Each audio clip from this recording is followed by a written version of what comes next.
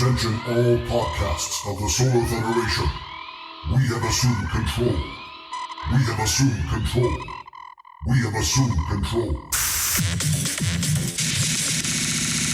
Intergalactic Boombox. I'm gonna fight them all. A 7-nation army couldn't hold me back. They're gonna rip it off. Take the time right behind my back. And I'm talking to myself at night because I can't forget. Back and forth through my mind behind the signal. Welcome to the Intergalactic Boombox, geek news and wacky voice mayhem with your host, voice actor Kyle Hebert.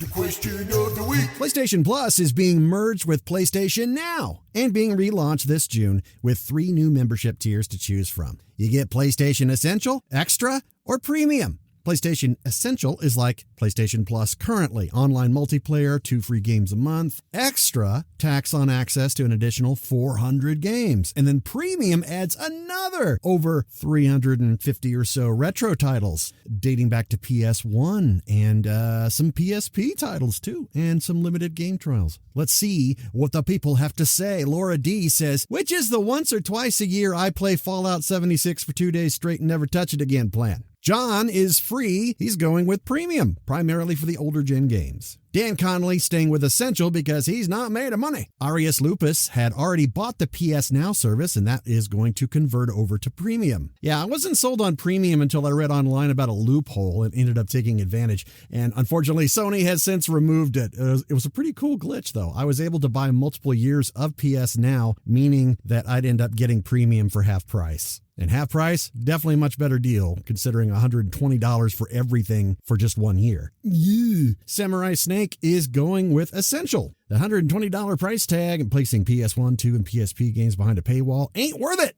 I'd rather individually pay for those old games and download them. Divine Nix is going with Premium for sure. Josh Rasp says none. Story Taylor wants to see more about what actual games are going to be available before deciding, specifically the older PlayStation games. New question. Is pop culture good or bad in today's society? You know what? I say it's more good than bad because people can learn things intertwined with things that they're interested in. Escapism and entertainment, man, that's therapy. We need a break from a harsh reality. Now, it's bad in that sci-fi concepts in film, dating back for decades, eventually start to creep into reality, like AI and robots becoming sentient and biotech. Like the creators of fiction are maybe subconsciously planting seeds that drive invention. Sounds great on paper, could be scary in actuality. So what's your take on pop culture's influence on today's society? At Boombox Pod, or send a Boostagram message with a Podcasting 2.0 app from newpodcastapps.com. Hollywood has been at least tinkering with the idea of a Crow reboot over the past decade or so. A few years back, Jason Momoa was going to play the angst-ridden Eric Draven. But then that imploded, as many projects do. Fast forward to now, and a $50 million budgeted new take on The Crow is set to begin filming this summer. Starring Pennywise himself, Bill Skarsgård.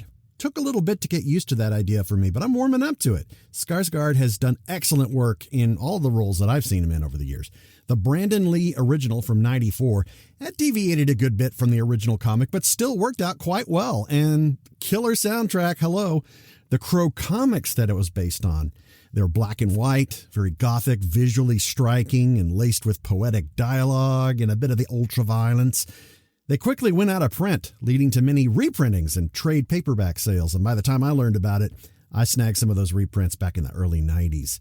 And I eventually met the creator, James O'Barr, at a con, and I commissioned a Crow inked sketch from him for a mere $50 back then. I still have it, and it's awesome.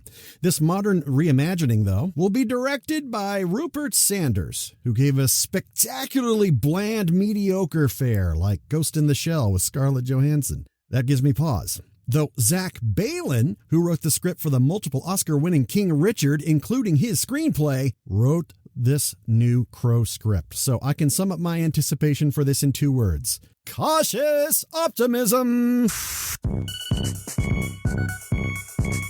Anime juggernaut Japanese studio Toei announced that their network was hacked in March, which has now caused a delay in the production of many of their projects, including fan favorite One Piece. But the biggest title affected is its upcoming Dragon Ball Super superhero movie.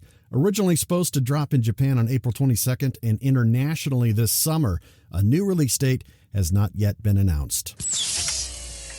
Now, just a cock-a-doodle minute. What's with this rigmarole? Oh, hey there. Conspiracy here. I'll have you know I'm ready to go Super Saiyan on those hackers. I'd love to give them a swift kick right square in the Dragon Ball. Yeah, I know what you mean, dude. My nerd rage is over 9,000. I see what you did there. I wish we could just beam the perpetrators on board. What in Jared Leto's second poor comic book role are you getting at, Herbert? Well, this is a spaceship, the Intergalactic Boombox. It's quite simple. See, you see that large metal door over there? The one that says airlock above it? Yeah. Go take a closer look there. Ooh, a giant man cave. Intriguing design choices. Hey, what the... Oh, I totally didn't mean for that door to close. Why are you hovering your finger over that giant red button? What, this one? Will Conspiracy come back to do his News You Can't Use segment? Find out on the next exciting episode of IBB. Everybody has an impression of Christopher Walken, the actor who needs more cowbell. He has many legendary performances in many classic movies. Now, there's, of course, his own take on the pauses, like William Shatner pauses. But with Walken, there's also this roller coaster of pitch and emphasis. But where did that unusual way of speaking originate? Walken's parents were German and Scottish, had heavy accents, and he says, quote, "It's a rhythm thing. People who speak English where they have to hesitate and think of the right word." And I think it rubbed off. Growing up in New York, he was surrounded by many ethnicities. Many wound up inspiring his melting pot of accents. Broken, bizarre, unique. He definitely stood out to various casting directors. Dude is a chameleon in every sense of the word. He dances like Fred Astaire in that old Fatboy Slim music video. And what a time to be alive. We live in a world, folks, where Christopher Walken sings, "I want to be like you," as King Louie in Jon Favreau's live-action Jungle Book. He needs more VO roles, you know? I think it'd be awesome if Cartoon Network would hire him to be the promo announcer and have him just screw up pronunciations and no one bothers to correct him. Coming up on Cartoon Network, Dragon Balls, Gundam Wing, and a double shot on Naruto. What kind of ninja wears orange? Twitter Blue is a $3 a month subscription service which lets you get up to a 60-second buffer in case you want to rethink what you put out there for the world to consume. Many have thought, you know what, it's not worth it. The most requested feature has been to simply edit a tweet after posting. Am I right? Yeah! How annoying is it to speak your heart, post, and then you notice a typo? And it's like, oh, I got to delete and type it again, and people have already reshared it. Well, I'm going to lose all my likes. Yeah, April 1st, the official Twitter account tweeted, "We are working on an edit button." Yeah, on April 1st, they tweeted that. Turns out a surprising number of people are actually opposed to this idea, citing that it screws with the essence of what Twitter is and that context will get jumbled up. Now, I pay for Twitter Blue because I do like having that 60-second buffer to decide before it actually posts. And I actually just end up using it for typos. It's true, people can screen cap and save tweets anyway, so going back and changing them can end up looking kind of shady depending on the content. What do you guys think? At Boombox Pod, or send a boostergram via a Podcasting 2.0 app from newpodcastapps.com. Morbius is getting lambasted by critics and fans alike, and its star Jared Leto continues his tradition of getting into his roles way too much, making life difficult for his colleagues and crew on the set. The character is seen initially using crutches, and Leto would still use those crutches long after the director called cut, end up using them for like going to the bathroom, and finally he compromised on using a wheelchair instead to save time. Jared, it turns out, is very method, or as he calls it, immersive acting, staying in character. Could be worse. He could be in the vampire form. Hey, Jared, what time is it? Geez, someone could use a Snickers. Or if you are in the bathroom with him and someone ends up breaking the usual one urinal apart rule. Oh, my bad.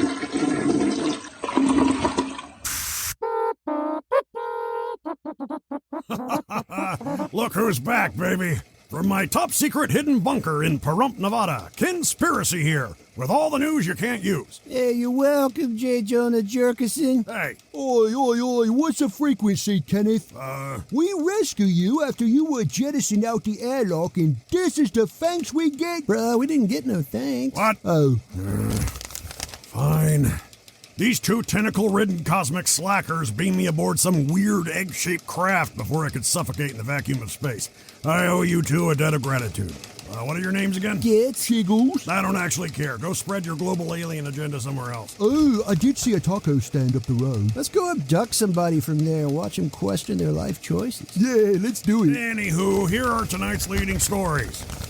Mark Hamill has a controversial Star Wars opinion. No, not the green milk on tap from the nipples of a space cow being an endearing character moment. Seems the Tashi Station power converter loving whiner thinks the Star Wars holiday special is underappreciated.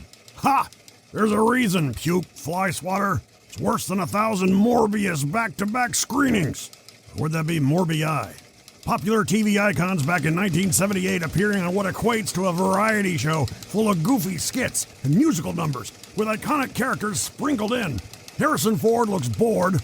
Actually, that's par for the course for him. Princess Leia's coked out of her gourd, and you, Mr. Hamill, have more makeup on than a contoured Instagram model. Oh yeah, let's meet Chewbacca's family because that's what we all needed to see. Itchy, mala, lumpy. I prefer to watch a Wookiee getting shaved down and given a makeover. The U.S. government declared the Star Wars holiday special so bad, it's an approved torture device at Guantanamo. Determined to go bankrupt by greenlighting sci-fi epics, Apple TV has announced yet another space drama, Constellation. No connection to Foundation or Invasion. Guess they wanted another Shun-titled show. Featuring Noomi Rapace and Jonathan Banks in an action-packed adventure while exploring the mind and all that hippie hooey. Also a conspiracy-based psychological thriller. I'll be tuning in. You know, for research. And I'm spent. That's all the news you can't use. I'm Conspiracy, live from my dump in Pahrump. Oh, look at the time. If you listen to this podcast on Spotify, Apple, iHeartRadio, Stitcher, Google, all those big names, you are missing out on bonus features. Yes, this podcast has bonus features. There's pictures that display as you listen. There's chapters that give you the freedom to skip around and the ability to stream micropayments in-app as you listen. If you get value out of the show, what is that value? And you just show it back to the podcast. That's what value for value is. Is each episode worth $0.25, $1? You decide. When I say the word Boostagram, that's a custom amount you send when you like something you hear. That Boostagram is the opportunity to send a message that I can reply to on the show here and in-app as a comment. Yes, if you get the Fountain app, you can actually see these Boostagram messages as comments on each episode. So you want to have fun and not just listen to a podcast, but actually enjoy the interactivity? Snag a free indie podcast app from newpodcastapps.com and see what you're missing out on, man. Remember, ego is just like dust in the eyes. Without clearing the dust, we can't see anything clearly. So clear the ego and see the world.